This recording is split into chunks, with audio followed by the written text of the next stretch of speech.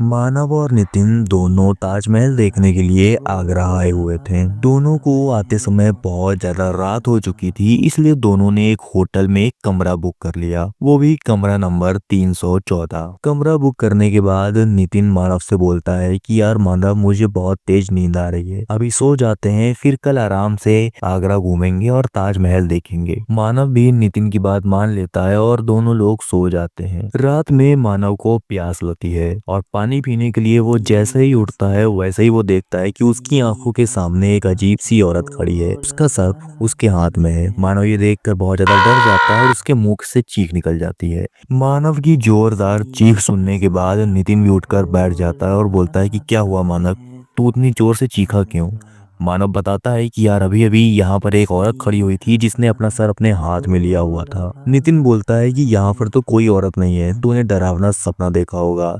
लेकिन मानव बोलता है कि यार मैंने कोई सपना नहीं देखा, मैं बिल्कुल सच बोल रहा हूँ, तू मेरी बात का विश्वास कर। इस रूम को अभी खाली कर देते हैं, इस रूम में मुझे कुछ गड़बड़ लग रही है। लेकिन नितिन मानव की बात नहीं मानता है और नितिन बोलता है कि ठीक है, तू सो जा, मैं जगता हूँ, मैं देखता हूँ यहाँ पर कौन है। नितिन पूरा कमरा अच्छे से चेक करता है, लेकिन नितिन को वहां पर कोई भी नजर नहीं आता है। अब नितिन मानव को बताता है कि देखा, यहाँ पर कोई भी नहीं है, तेरा वहम होगा, आराम से तू सो जा। फिर लगभग 1 घंटे बाद मानव को बहुत जोर से टॉयलेट लगती है। मानव टॉयलेट करने के लिए उठता है और वो बाथरूम के अंदर जाता है, बाथरूम का दरवाजा लॉक करता है और टॉयलेट करने लगता है।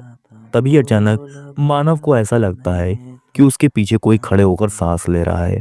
मानव बहुत ज्यादा डर जाता है, उसकी पीछे मुड़ने की हिम्मत नहीं होती है। तभी अचानक एक हाथ मानव के कंधे पर आता है। मानव की नजर उस हाथ के ऊपर पड़ती है और उस हाथ को देखकर मानव की फिर से चीख निकल जाती है, क्योंकि उस हाथ में बहुत बड़े बड़े नुकीले नाखून थे और वो हाथ पूरा काला था। देखते ही देखते वो हाथ मानव के आगे आ जाता है और मानव का बुरी तरह से गला दबाने लगता है। और वो केवल और केवल हाथ था, हाथ के अलावा उसका कोई भी कुछ भी नहीं था, यानी कि कटा हुआ हाथ था जिसमें पूरी तरह से खून लगा हुआ था। और वो हाथ बहुत ही काला था और वो हाथ मानव का गला दबा रहा था। मानव की मुंह से चीख निकल रही थी।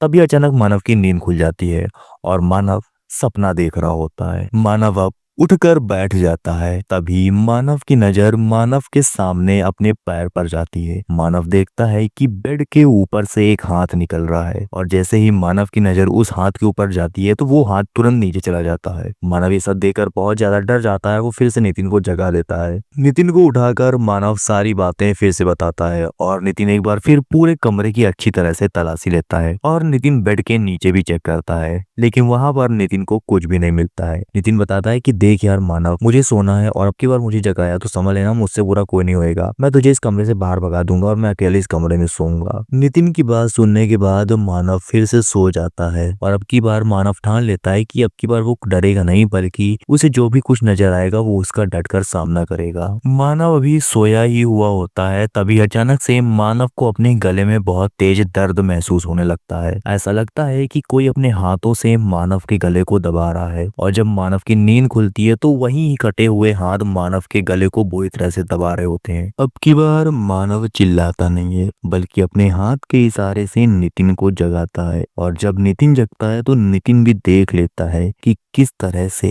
कटा हुआ हाथ जो है वो मानव के गले को दबा रहा है। और अब नितिन की बहुत बुरी तरह से चीख निकलती है। नितिन तो इतनी तेज चिल्लाता है कि नितिन के बगल वाले जो पड़ोसी होते हैं वो भी नितिन के घर के बाहर आ जाते हैं और पूछने लगते हैं कि क्या हुआ। तो अब मानव और नितिन पड़ोसियों को सारी बातें बताते हैं। उन्हीं पड़ोसियों में से एक बूढ़ी महिला निकलती है और वो बताती है कि बेटा, आज से 10 साल पहले यहाँ पर एक शादीशुदा महिला रहा करती थी, लेकिन उसका पति उसे बहुत बुरी तरह से मारता पीटता था, उसे बहुत ही बुरी तरह से टॉर्चर करता था।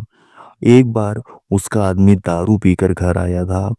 उस महिला ने विरोध किया तो उस आदमी ने उस महिला का गला काट दिया और इसी कमरे में दफन कर दिया। तब से उस कहा जाता है कि उस महिला की आत्मा इस घर में, यानी कि इस कमरे में घूमती है और वो किसी को भी नहीं आने देती है। बेटा, मुझे लगता है कि वही महिला है जो तुम्हें परेशान कर रही है, क्योंकि उसकी गर्दन भी कटी हुई है और वो अपनी गर्दन को अपने हाथ में लेकर घूमती है। महिला की इस बात को सुनकर वो दोनों दोस्त चले जाते हैं किसी और घर में। तो दोस्तों, अगर आपके साथ कभी ऐसा होगा तो आप क्या करेंगे? क्या आप उस औरत का मुकाबला करेंगे या फिर उस रूम को छोड़कर चले जाएंगे? आपका इस बारे में क्या कहना है, कमेंट करके ज़रूर बताएं। और स्टोरी अगर पसंद आई हो तो हमारे यूट्यूब चैनल को लाइक करें, सब्सक्राइब करें और वीडियो को अपने दोस्तों में ज़रूर शेयर करें। Thank you.